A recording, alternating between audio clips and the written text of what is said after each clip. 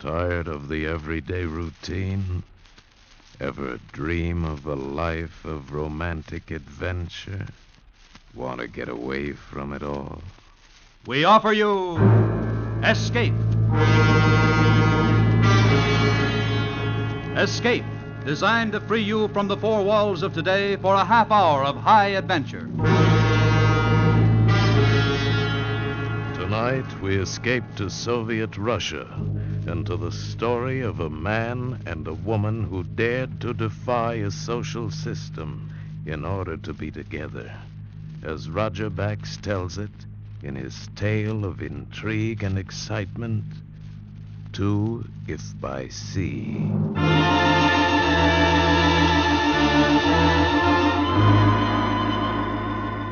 Before we hear tonight's story, a brief message from the Ford dealers of America. Again, for 1950, Ford has won the Fashion Academy Gold Medal Award as the Fashion Car of the Year. Listen to what Mr. Ralph Shaughnessy of Evanston, Illinois, one of the more than 220,000 delighted owners, says about his 50 Ford. I've been a Ford user for many years, but my new 50 Ford has made me more enthusiastic than ever. That quiet V8 engine is packed with pickup and go, and it gives the feel of real extra power performance. As for appearance, inside and out, it is a style leader. The smart, clean lines of the body design are particularly appealing to me. No wonder it was picked again this year as the best-looking car on the road. Yes, comments like that are heard every day by Ford dealers. But we want you to prove for yourself that the new 1950 Ford is the one truly fine car in its field. The classified phone directory will give you the name of your nearest Ford dealer, or perhaps you know him personally. Call him tomorrow and ask for a test drive in the new 1950 Ford. Feel its comfort. Hear the purr of its mighty V8 or 95 horsepower 6. See its many big car features. Yes, see, hear, and feel the difference yourself. Test drive the new 1950 Ford tomorrow. And now we bring you Escape.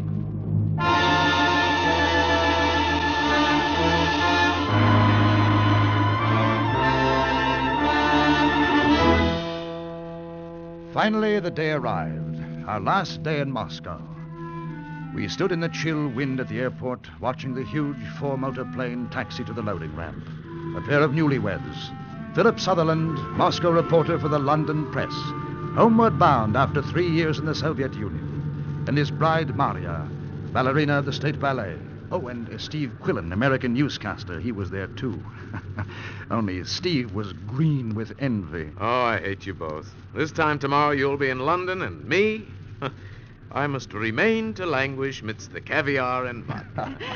But don't forget, Steve, you've got a vacation coming soon, and you're to spend it in London with us. Yes, that's right, Steve. Attention. We're looking forward to it. Don't worry, I'll be there. Announcing departure.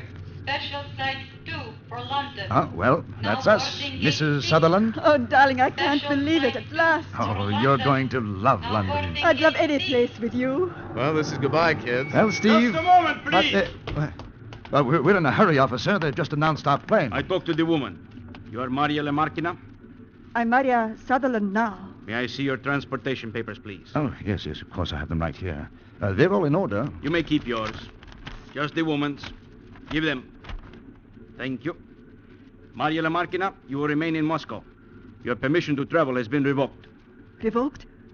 Why? Well, now, just a moment. You can't do this. No argument. Why can't she leave? The Commissar of Travel okay her I come from the office of the Commissar of Travel. Is she under arrest? No, she has simply been denied the privilege of travel. Well, if Maria can't go, I won't. I have orders to see that you do go, Mr. Sutherland. Oh, Philip. No, it's all right, darling. Now, look, I'm not leaving here without my wife. You have no right You will be escorted to your plane. I'm not going to be escorted anywhere. Ivan, Vasilov!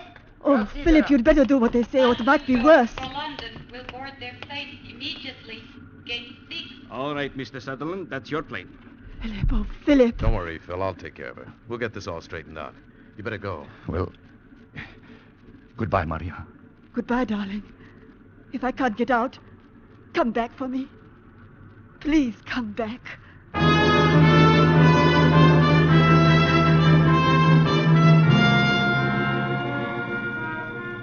For the next couple of months, those two words rang in my ears 1,000 times a day. They never let me rest. Come back. Come back. London, with all its freedom, was a dark, cheerless prison without Maria. I wrote every day, and when, as the weeks passed, I heard no word from her, it became unbearable. And finally, my newspaper arranged a personal interview at the Soviet embassy. No, absolutely not. But Maria's my wife. She isn't married to the Soviet Union. You knew the official attitude when you married, no? The state frowns on Russian women marrying foreigners. And when such a marriage occurs, you take your own risk. Very well, then grant me a visa to return to the Soviet Union. Mr. Sutherland, I am forced to be blunt. You are no longer welcome in my country. And besides, to return would only work a hardship on both of you. What do you mean? Forget Maria Lamarkina, Mr. Sutherland. She is a prominent ballerina, the premier danseuse of Moscow, a girl of exceptional talent. And you may as well know this. Even now, the state is arranging an official divorce. Good day.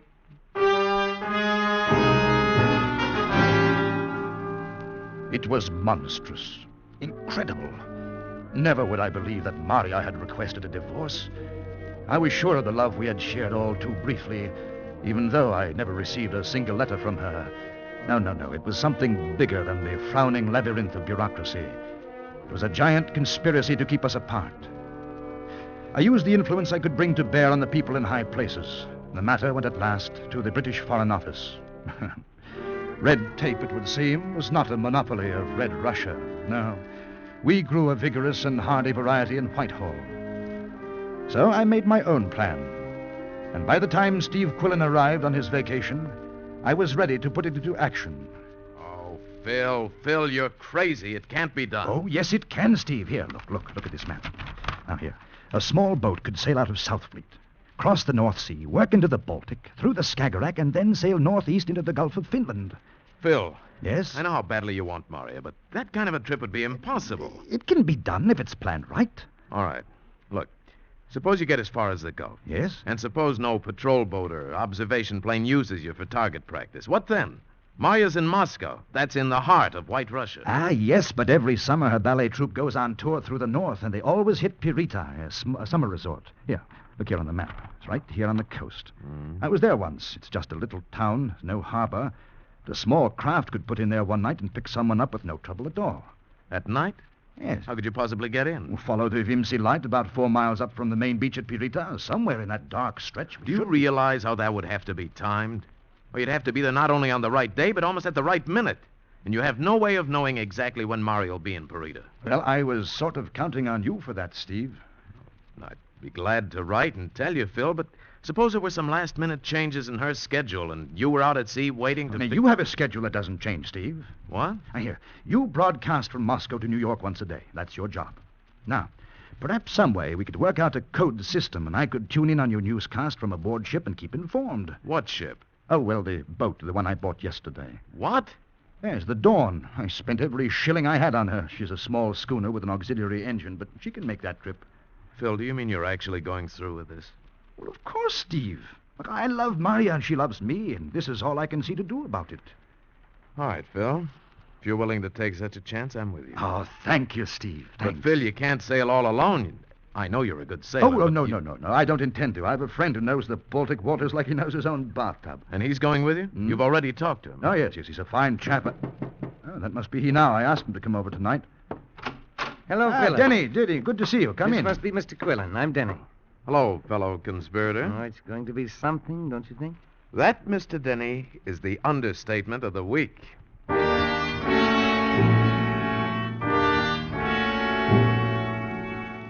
We spent the next 7 days working out a careful timetable and a code. And when Steve went back to Moscow, we rehearsed the code. And it worked. Every 9th word on his daily broadcast was a message to us. And one day, a month later, we put out for the Baltic Sea, keeping daily radio contact with Steve. Finally, we dropped anchor in the Gulf of Finland, 30 miles off the beach at Pirita, and waited for the final message.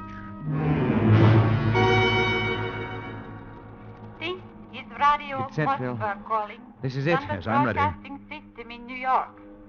Mr. Stephen Quillen, correspondent for Standard Broadcasting System, will broadcast for 2 minutes, beginning 5 minutes past 4 o'clock. Hello, New York. Hello, New York. this is Quillen. It's a time check. Coming up on my watch, 4 minutes and 30 seconds past 4. Wolf, that was 4 minutes and 30 seconds past 4.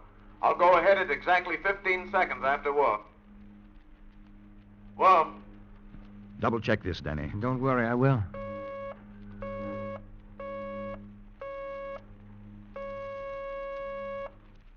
This is Steve Quillen reporting to you from Leningrad.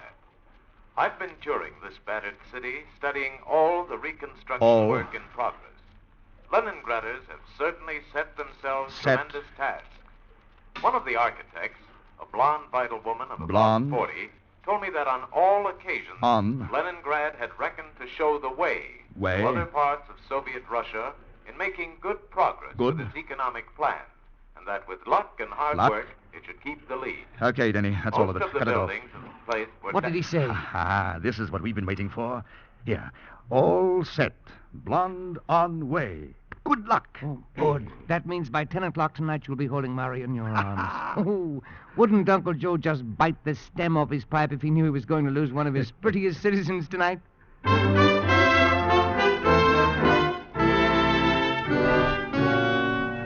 The seconds ticked slowly into sluggish minutes. The minutes stretched into unending hours until sundown, when we would start our dash for the beach. I had waited too long and traveled too far to let any hitch upset our plans. But to wait those long hours was pure agony.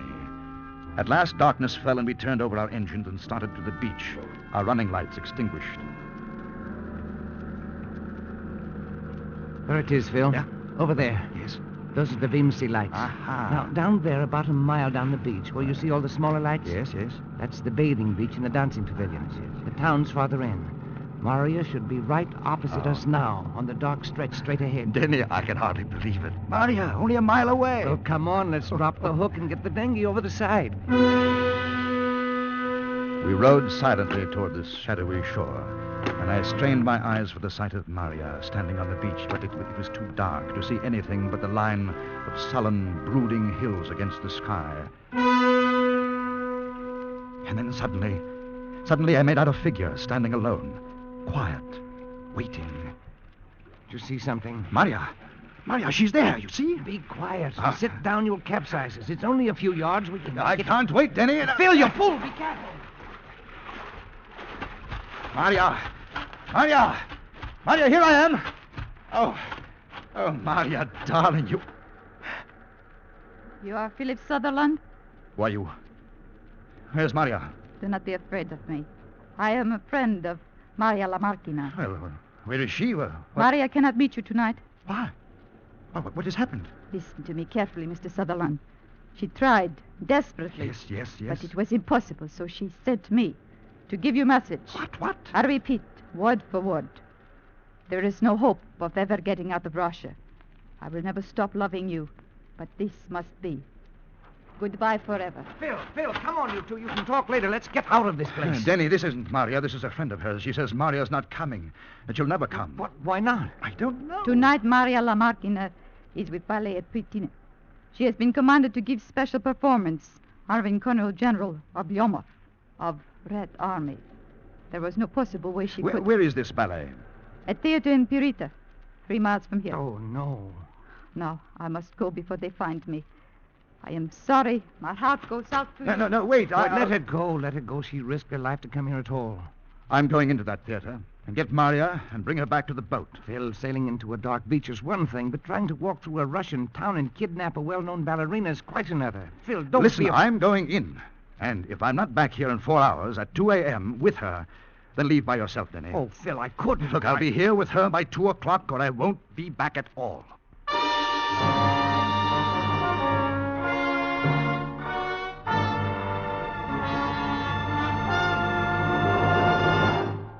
In just a moment, we will return to Escape.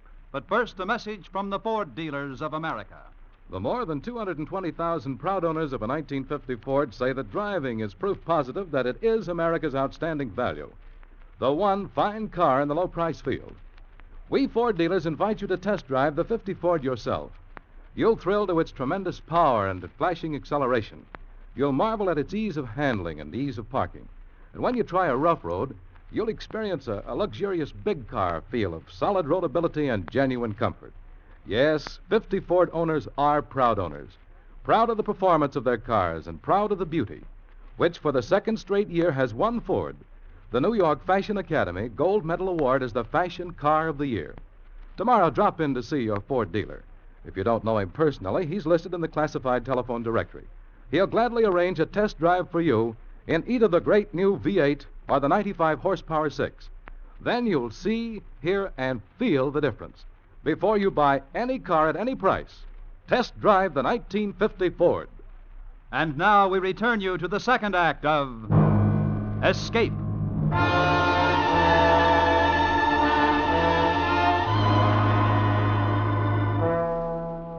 It was 3 long, dangerous miles into the town of Purita, and somehow I had to get Maria out of the ballet theater and back aboard our schooner. But in spite of the fact I spoke Russian fluently, dressed the way I was in soiled sailing clothes, I didn't stand a chance. For the next half hour, I walked steadily, passing a few night swimmers along the beach. Then I came to a crowded area where there was a dancing pavilion, and a sudden idea came to me. I walked over to a man in uniform standing by a pile of clothes, on top of which was a Red Army cap. Oi, Corporal. What is it you want, comrade? Oh, I'm glad I found you. There is some trouble on the road back there. Someone tried to steal a car. Where? Yeah. What sort of car, Tovarish? It was a Black Army Zis. This? Oh, no, It's no. not yours, is it? The militia are making trouble about the missing chauffeur. Tovarish, help me, I beg you. Keep your eye on the colonel's uniform while I go see. The colonel's in swimming now, and if you find out... I didn't hesitate a single minute. As soon as he got out of sight, I grabbed the bundle of clothes, stepped into the shadows behind the pavilion. In 3 minutes, I was wearing a loose-fitting uniform that told the world I was a colonel in the 12th Guard Division, wearer of the rarely conferred Order of the Suvorov, and a hero of the Soviet Union. And also, there was a billfold in my pocket, packed with Russian currency and military papers. I was now prepared to make my entrance in the ballet theater of Purita. I would like a ticket, please. Oh, Comrade Colonel, I'm so sorry, but there's not one to be had. Not one in the entire house. Yes, there is, clerk. Huh? The colonel is invited to sit in my box. His collar insignia and his decorations glittered in the light of the theater lobby. I recognized him immediately as Colonel General Vladimir Oblomov, a famous soldier of the Soviet. I had interviewed him back in 1945 and written a long story about him for my newspaper. He looked straight into my face, and his eyes seemed to say, "Well, Philip Sutherland, when did you join the Red Army?" I see you wear the Order of the Suvorov, even as I. I would be pleased if you would join me in my private box. Well, thank you just the same, General, but it wouldn't be right. Nonsense, I insist. I am alone, and you can still see the last part of the ballet. Maria Lamarckina is beautiful. Come, take a look at her. He took me by the arm and led me conspicuously down the aisle to his box. It was easy to see that he was the guest of honor. The whole thing was like a dream. I couldn't believe that I was really sitting there, watching my Maria, looking so incredibly beautiful, I almost stopped breathing.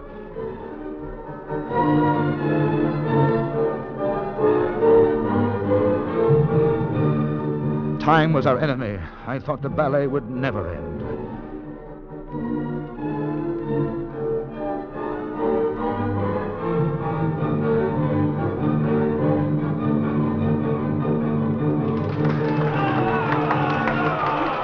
When it was finally over, I knew I had to do something to make my presence known to her, or she might be lost to me forever. Maria! Maria! Maria! You know her, Comrade Colonel? Huh? Well, yes, sir. I know her, sir, rather well. Really? An old lover, perhaps, huh? Well, I'm her brother, Sergei. Ah, brother. Well, that is good. It would not do for 2 Russian soldiers, 2 orders of the Suvorov to fight over the same woman, huh? No. Come, brother Sergei. Let us go backstage and talk to little Maria. She will be most anxious to see you and me. I am having supper with her tonight.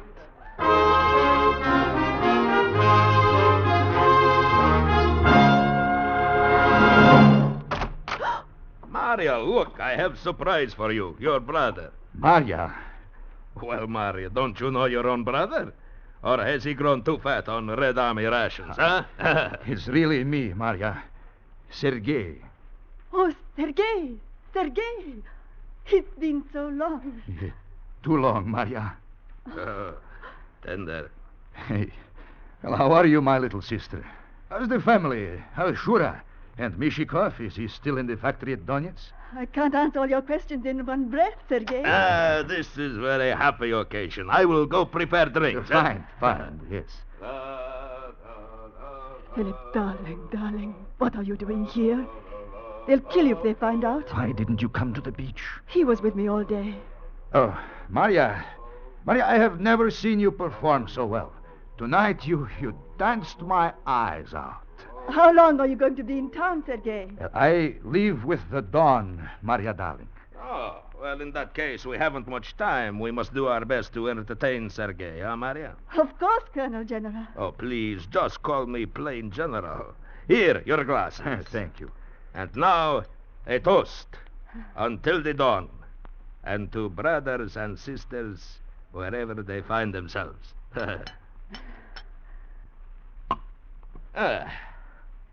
Brother, huh? You don't look at her the way a brother looks at his sister. You don't hold her the way a brother holds his sister. You hold Maria the way I would like to hold Maria. I guess I was a little emotional, sir. But, well, I haven't seen her for almost a year. Brother, how is it you have not seen Maria for almost a year when your 12th Guard Division is stationed just outside Moscow?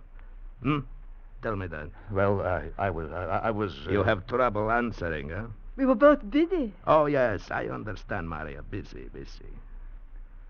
Come to think of it, I don't remember a Colonel Lamarkinov ever winning the Order of Suvorov.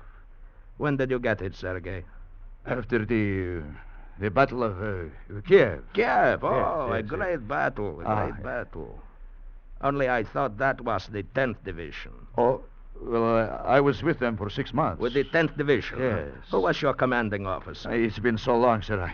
I can't remember his name. I'll refresh your memory, brother Sergei. It was Borovsky, and of course now I know you lie. My brother does not lie, I'm General. afraid, Maria, I've trapped him.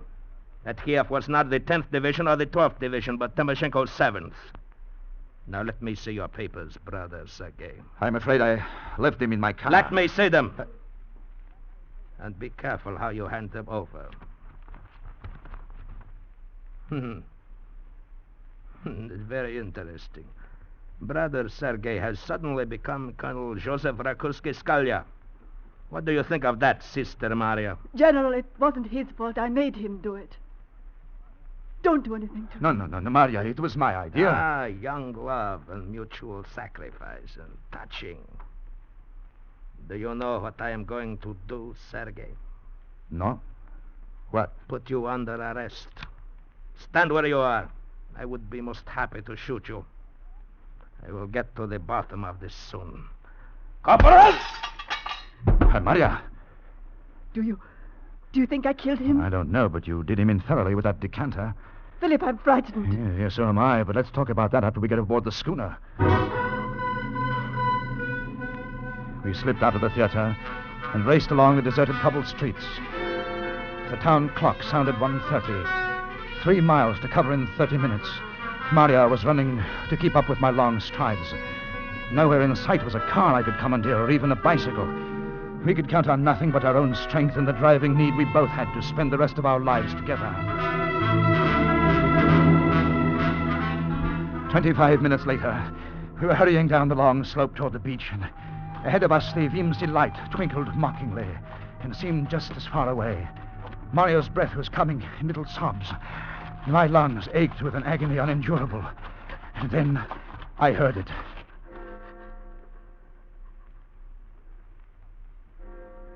The town clock struck 2. We had failed. So near to the beach and yet too far. The planning of months lost by seconds. Oh, Philip, I'm sorry I couldn't go any faster. No, dear. It wasn't your fault. There was just too much against us. Philip. Shh, quiet. I apologize for bothering you, comrade, but I have orders to check all persons along the beach. The colonel's uniform has been stolen. I hit him with all the strength I had left in me. As he fell, I dived after him. He rolled down the hill onto the rocks. I couldn't feel any pain or blows. All I wanted to do was get my hands around his throat and squeeze the life out of him. He fell away from me. I crawled over to where Maria lay, her breath coming in painful sobs, and I collapsed beside her. I could barely lift one arm to put it around her. And then another man's figure loomed up out of the dark, walking slowly towards us. And with him, all of my hopes of rescuing Maria, all of the working and planning, all of the reason for living seemed gone. But I couldn't go down without a fight. Somewhere I dragged up enough strength to struggle to my feet, to meet him, and he grabbed my arm and we went down. Phil, it's me, Danny. Don't... Huh? Denny. Oh, Denny, I couldn't tell in the dark. I thought you'd gone. I thought that... You didn't really think I'd leave without you and Maria, did you? Come on, Phil. Let's get Maria aboard the schooner. We're going to make it. Certainly we are. We'll be in England in a week.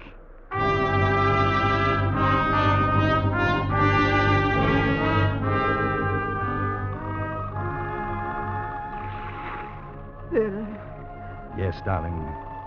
where are we? Far enough. You can stop looking over your shoulder.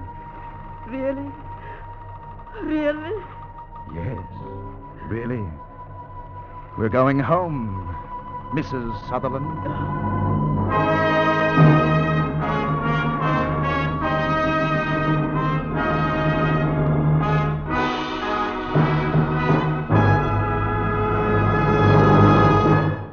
In just a moment, a word about next week's exciting story of escape. But first, a message from your local Ford dealer. If housewives bought trucks, they'd rush down to their Ford dealers and place their orders right now. Why? Because the American housewife can spot a bargain a mile away. And Ford truck prices have just been reduced, making Ford America's biggest truck bargain. That's right, friends, price reductions up to $80. These reductions are made possible by engineering advances and improved production methods. Ford trucks for $50 at these new reduced prices have all the extra value features that have enabled Ford trucks to score greater sales gains than all other makes combined. They are packed with truck advancements that give more performance at less cost. See them at your Ford dealers today. And remember, Ford trucks cost less because Ford trucks last longer. Latest available registrations prove it.